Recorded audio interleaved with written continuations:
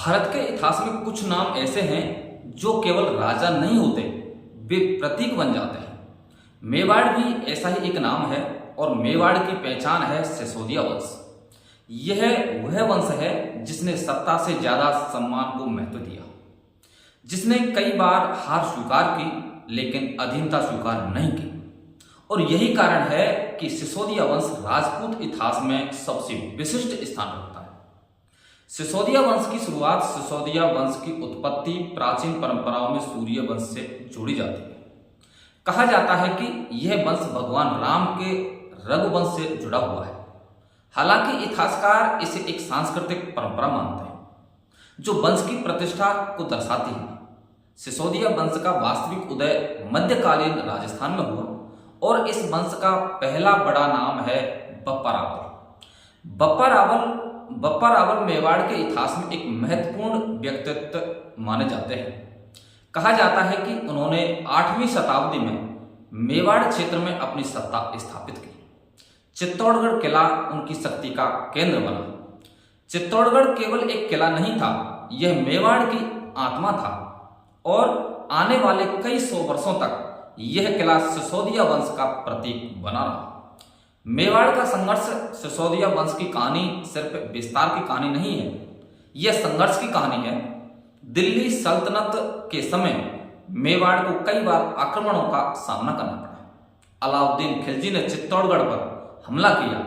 इस युद्ध के साथ एक और प्रसिद्ध कथा जुड़ी है, रानी पद्मिनी की कथा।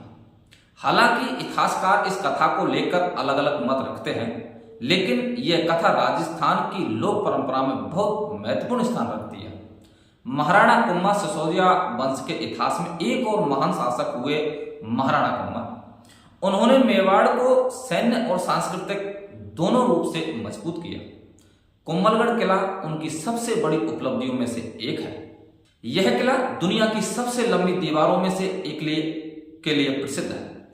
महाराणा सांगा इसके बाद आते हैं। महाराणा सांगा वे उत्तर भारत की राजनीति में एक बड़ी शक्ति बनकर उभरे। उन्होंने कई राजपूत वंशों को एकजुट करने का प्रयास किया।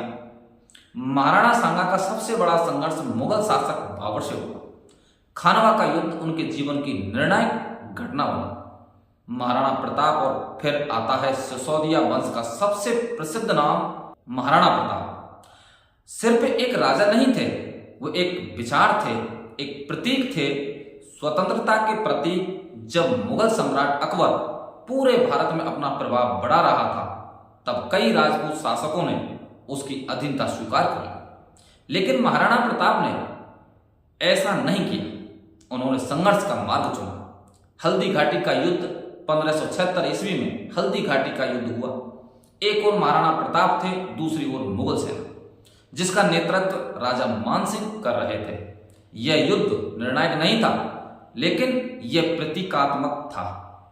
यह संघर्ष था, स्वतंत्रता और अधीनता के बीच संघर्ष और जीवन। हल्दी घाटी के बाद महाराणा प्रताप का जीवन और भी कठिन हो गया। उन्हें जंगलों में रहना पड़ा, कठिन परिस्थितियों में अपना जीवन बिताना पड़ा, लेकिन उन्होंने अपने सिद्धांत नहीं छोड़े।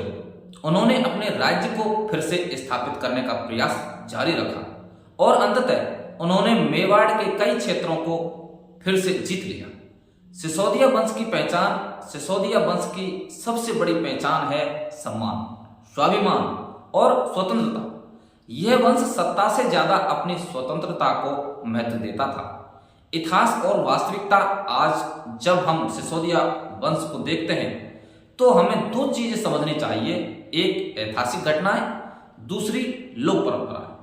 दोनों मिलकर इस वंश की छवि बनाते हैं। सिसोदिया वंश का महत्व, सिसोदिया वंश राजपूत इतिहास का एक महत्वपूर्ण अध्याय है। इसने केवल मेवाड़ ही नहीं बल्कि पूरे भारत की राजनीति को प्रभावित किया। अगली डॉक्यूमेंट्री में हम आगे बढ़ेंगे राजपूत इतिहास के एक और शक्तिशाली वंश की ओर, राठौड़ वंश। मारवाड़ की शक्ति, जोधपुर की कहानी और उत्तर पश्चिम भारत की राजनीति।